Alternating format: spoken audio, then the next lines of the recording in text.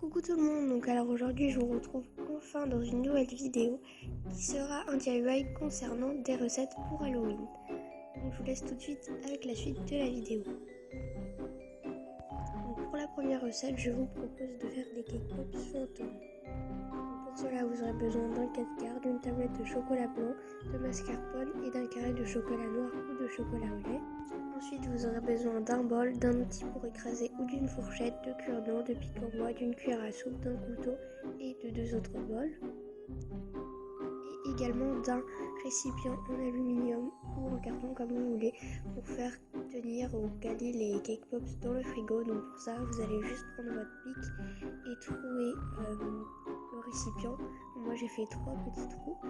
Ensuite, on va passer à la recette. Donc pour ça, vous avez juste à couper un morceau de 4/4. Moi, j'en ai pris un quart. Puis je l'ai écrasé avec mon outil dans un récipient. Donc jusqu'à obtenir que des miettes. Comme ceci. Et une fois avoir bien écrasé le 4/4, on va rajouter la mascarpone. Donc moi, j'ai mis 2 grosses cuillères. Et après, tout dépend de la quantité du 4/4 que vous avez mis. Vous étalez bien sur le bord pour obtenir une pâte homogène. Et ensuite, on va venir former les cake pops. Donc pour ça, on va faire une forme plutôt arrondie.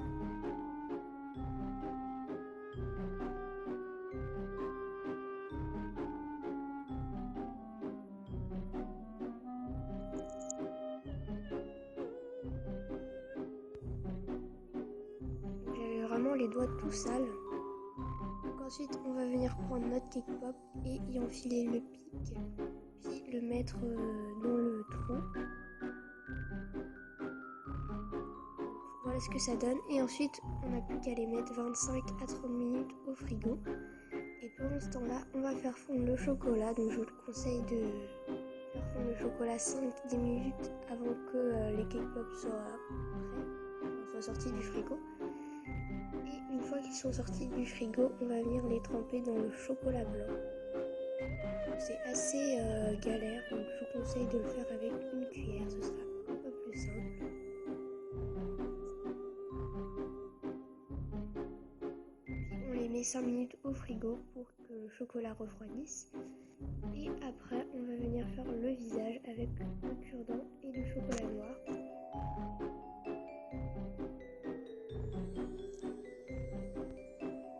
Donc moi, ils étaient pas très beaux, mais l'essentiel c'était que ça ressemble à des fantômes. Et ensuite, on passe à la deuxième recette qui concernera des Oreos fantômes encore une fois. Donc pour ça, vous aurez besoin d'Oreos, de chocolat noir ou de chocolat au lait fondu et de chocolat blanc fondu. Donc je rappelle que c'est les chocolats que j'avais utilisés pour ma précédente recette.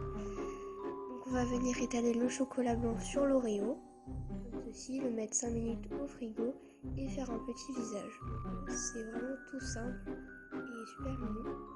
Et pour terminer, on va passer à la troisième recette qui concernera des Oreos chauve-souris. Donc vous aurez besoin d'Oreo normal, de cure-dent, de chocolat noir, de chocolat au lait fondu et de chocolat blanc fondu.